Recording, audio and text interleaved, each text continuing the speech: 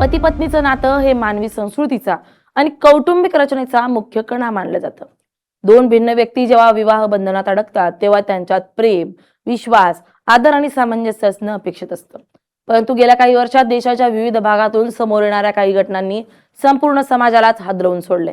वेगवेगळ्या कारणांनी होणाऱ्या क्रूर हत्येचं प्रमाण सातत्यानं वाढत चाललंय. केवळ हत्याच नाही तर त्यामागील अमानुषता, थंड डोक्याने केलेले नियोजन, शरीराचे तुकडे करणं किंवा पुरावे नष्ट करण्यासाठी वापरलेले अघोरी मार्ग पाहिले की मानवी मानसिकतेची भयानक बाजू समोर येते. ही वाढती क्रूरता एका रात्रीत निर्माण झालेली नाही, तर त्यामागे मानवी मन, बदलती सामाजिक व्यवस्था, आधुनिक जीवनशैली आणि कौटुंबिक मूल्यांचा होणारा ऱ्हास या सर्व घटकांचा गुंतागुंतीचा संबंध आहे. केरळमध्ये जॉली जोसेफ नावाच्या एका महिलेनं संपत्ती आणि स्वतःच्या वैयक्तिक सुखासाठी आपल्या पतीसह कुटुंबातील एकूण 6 सदस्यांना अन्नातून सायनाईड देऊन संशयास्पद रीतीनं ठार केलंय. जॉलीनं पहिल्यांदा सासू, नंतर सासरे आणि 2011 मध्ये अत्यंत थंड डोक्याने तिचा पती रॉय थॉमस याला सायनाईड दिलं. सर्वांचा मृत्यू नैसर्गिक हृदयविकारानं झाल्याचा बनाव तिने रचला होता. 2016 मध्ये रॉय थॉमसच्या भावानं घेतलेल्या संशयामुळे मृतदेह बाहेर काढून फॉरेन्सिक तपासणी केली असता हा भयानक प्रकार उघडकीस आलाय.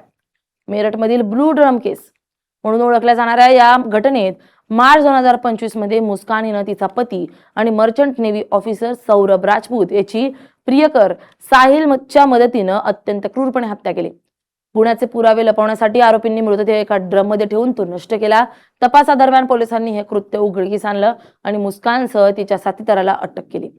मे 2025 मध्ये इंदूरच्या राजा रघुवंशीची त्याची नवविवाहित पत्नी सोनम हिनं प्रियकराच्या मदतीनं मेघालय येथे हनीमून दरम्यान दरीत ढकलून हत्या केली. अनैतिक संबंधातून रचलेल्या या पूर्वनियोजित हत्येप्रकरणी पोलिसांनी सोनमला अटक केली. उत्तर प्रदेशातील आग्रा शहरात मानवी क्रूरतेची आणि नात्यांमधील विश्वासाच्या बदल्यात मिळालेली मृत्यूची एक अत्यंत भयंकर घटना घडली आहे. एका पत्नीनं आपल्याच पतीचा गळा ओढून खून केला आणि त्यानंतर त्याचा मृतदेह चक्क राहत्या घरात बाथरूमच्या फरशीखाली खड्डा करून पुरून टाकला. इतकंच नाही तर तब्बल 45 दिवस ती त्याच घरात त्याच बाथरूमचा वापर करत होती. पतीच्या मृतदेहावर पाय ठेवून अत्यंत सामान्य जीवन जगत होती. पुण्यातील रिअल इस्टेट व्यावसायिक केतन अग्रवाल यांची 18 जून 2026 रोजी लोणावळ्याजवळील लोहगड किल्ल्यावरून ढकलून हत्या करण्यात आली. सुरुवातीला अपघात भासवणाऱ्या या घटनेत पोलिसांनी त्यांची होणारी पत्नी सिया गोयल आणि तिचा प्रियकर चेतन चौधरी यांना अटक केली. नोव्हेंबरमध्ये होणाऱ्या लग्नाला नकार देण्यासाठी आणि केतनला वाटेतून हटवण्यासाठी दोघांनी गुगलवर डेथ पॉइंट शोधून थंड डोक्यानं हा कट रचला होता. सध्या हे आरोपी न्यायालयीन कोठडीत आहेत. सोनम, सिया आणि मुस्कान यांच्यासारखे क्रूर प्रकरणांमुळे संपूर्ण देश हादरून गेलाय. अशा हिंसक प्रवृत्तीच्या महिला का तयार होत आहेत? हा अत्यंत गंभीर आणि सखोल अभ्यासाचा विषय बनलाय. विवाह हा आपल्या संस्कृतीत केवळ 2 व्यक्तींचं नाही तर 2 कुटुंबांचं पवित्र बांधण मानलं जातं.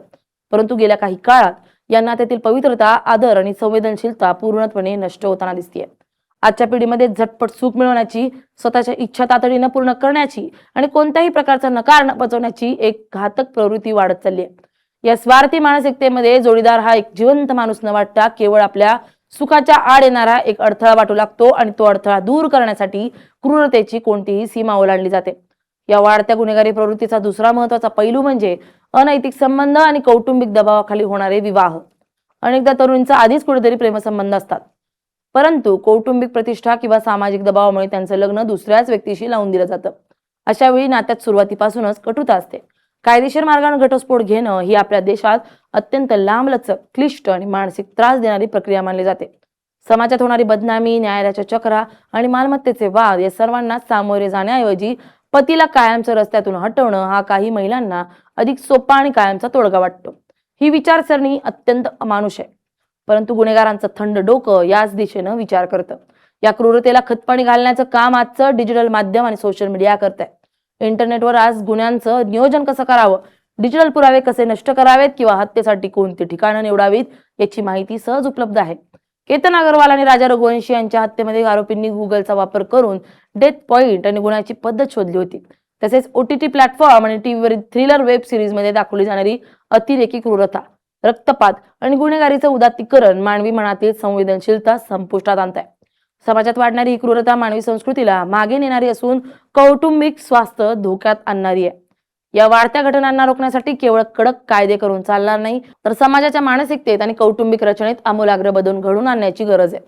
विवाहपूर्व आणि विवाहानंतर नियमित समुपदेशन करणं, कुटुंबातील सदस्यांनी एकमेकांसोबत क्वालिटी टाइम घालवणं आणि सोशल मीडियाचा वापर कमी करून प्रत्यक्ष संवाद वाढवणं गरजेचं आहे. शिक्षणामध्ये केवळ पुस्तकी ज्ञान न देता भावनांचं व्यवस्थापन कसं करावं आणि नात्यांचा आदर कसा करावा याचं शिक्षण बालपणापासूनच दिलं गेलं पाहिजे. तरच अशा अमानुष आणि क्रूर घटनांना आळा घालणं शक्य होईल. या काही घटना ज्या आपल्या समोर येत आहेत, पण अशा कितीतरी घटना असतील की ज्या कधीच समोर आल्या नसतील. हे खरं आणि भयान वास्तव आहे. Bureau report LS Marathi.